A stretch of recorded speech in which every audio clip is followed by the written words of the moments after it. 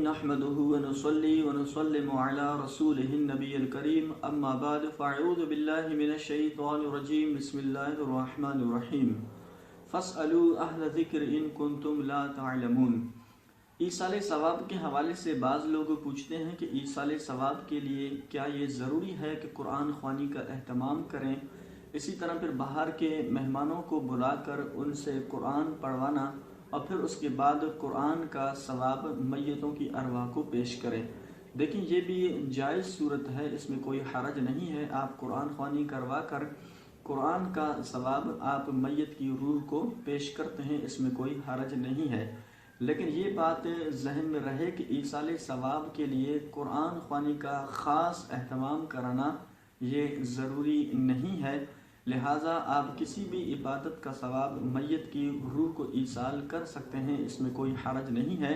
مثال کے طور پر آپ نے فرض نماز پڑھی ہے یا واجب نماز پڑھی ہے، سنت پڑھی ہے، اسی طرح نفل نماز پڑھی ہے، تو پھر آپ یوں نیت کر سکتے ہیں کہ میں نے جو ابھی فرض نماز پڑھی ہے یا واجب پڑھی ہے، سنت پڑھی ہے، اسی طرح پھر نفل نماز پڑھی، تو اس کا ثواب جو ہے میں فلاں کی روح کو ایصال کرتا ہوں، والدین کی ارواح کو پیش کرتا ہوں، تو یہ بھی جائز طریقہ ہے، اس میں کوئی حرج نہیں ہے۔ صرف خاص قرآن خوانی کا اہتمام کرنا یہ کوئی ضروری عمل نہیں ہے، لہٰذا آپ کسی بھی عبادت کا ثواب آپ میت کی روح کو ایصال کر سکتے ہیں، اس میں کوئی حرج نہیں ہے۔ اسی طرح اگر آپ نے عمرہ کر لیا یا حج کر لیا تو پھر بھی آپ یوں نیت کر سکتے ہیں کہ میں نے جو یہ عمرہ کیا ہے اس کا ثواب بھی میں فلاں کی روح کو ایصال کرتا ہوں، تو اس صورت میں آپ کو بھی ثواب ملے گا اور اسی طرح پھر میت کو بھی ثواب پہنچتا ہے۔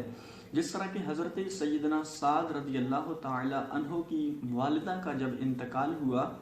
تو وہ نبی کریم صلی اللہ علیہ وآلہ وسلم کی بارگاہ پاک میں آئے اور عرض کی یا رسول اللہ صلی اللہ علیہ وسلم میری ماں کا انتقال ہو چکا ہے، اب یہ ارشاد فرمائیے کہ کون سا صدقہ افضل ہے تاکہ میں اپنی ماں کی روح کی ایصال ثواب کے لیے کروں۔ تو نبی علیہ الصلوۃ والسلام نے ارشاد فرمایا کہ الماء یعنی پانی کا صدقہ یہ افضل ہے۔ تو اس طرح نبی علیہ الصلوۃ والسلام نے موقع محل اور مناسبت کی وجہ سے اس وقت یہ ارشاد فرمایا کہ پانی کا صدقہ یہ افضل ہے۔ اس کے بعد پھر حضرت سعد رضی اللہ تعالی عنہ نے ایک کنواں کھدوا کر اس کے بعد کہا کہ ھذہ لأم سعد، یعنی یہ سعد کی ماں کا کنواں ہے۔ تو مطلب یہ تھا کہ آج کے بعد جو بھی اس سے پانی وغیرہ پیے گا تو اس کا ثواب جو ہے وہ میری ماں کو پہنچے۔ تو اس سے بھی ثابت ہوا کہ ایصال ثواب کے لیے خاص قرآن خوانی کا اہتمام کرنا یہ ضروری نہیں ہے، آپ کسی بھی نیکی کا ثواب آپ اپنے جو پیاروں کی ارواحیں ان کو پیش کر سکتے ہیں، اس میں کوئی حرج نہیں ہے۔ پھر خاص طور پر ہم اپنے والدین کے لیے دعا کریں۔ عام طور پر یہ دیکھا جاتا ہے کہ جب والدین میں سے کسی کا انتقال ہو جاتا ہے، کسی رشتہ دار کا انتقال ہو جاتا ہے، تو پھر ہم چند دن تک یا پھر چند مہینوں کے لیے ان کے لیے ایصال ثواب کا اہتمام کرتے ہیں، لیکن اس کے بعد پھر ہم انہیں بھول جاتے ہیں، حالانکہ ایسا نہیں کرنا چاہیے۔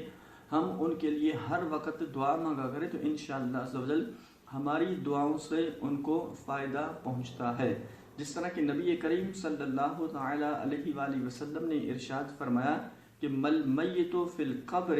الا کالغریق المتغوص فی البحر، یعنی میت کی قبر میں ایسی حالت ہو جاتی ہے جیسے وہ پانی میں ڈوب رہا ہے۔ تو یہ وقت ہم پر بھی آنے والا ہے اور یہ بڑا مشکل وقت ہوتا ہے جب ہم میت کو یوں قبر میں چھوڑ کر آتے ہیں۔ تو یہاں پر دو لفظ فرمائے گئے ہیں، ایک لفظ یہ کہا گیا ہے کہ کالغریق یعنی وہ بندہ ڈوب رہا ہے، اور دوسرا لفظ کہا گیا کہ المتغوص یعنی فریاد کر رہا ہے۔ تو مطلب یہ ہے کہ جس طرح بندہ کوئی پانی میں ڈوب رہا ہوتا ہے تو اس وقت وہ اپنے ہاتھ اور پاؤں مار رہا ہوتا ہے کہ کہیں اس کی فریاد کو کوئی شخص پہنچ جائے۔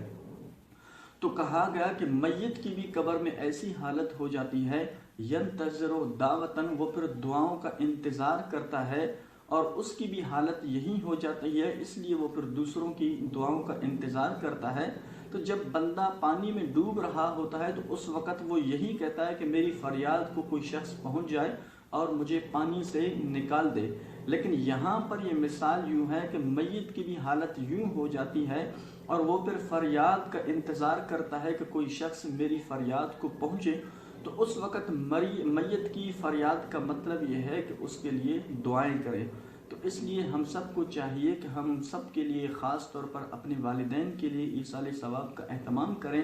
تو اس کا اندازہ تو ہمیں اس وقت ہوگا جب ہم خود اس دنیا فانی سے رخصت ہو کر قبروں میں جب چلے جائیں گے، تو اس وقت ہمیں پھر دعاؤں کی قدر و منزلت کا پتہ چل جاتا ہے کہ دعا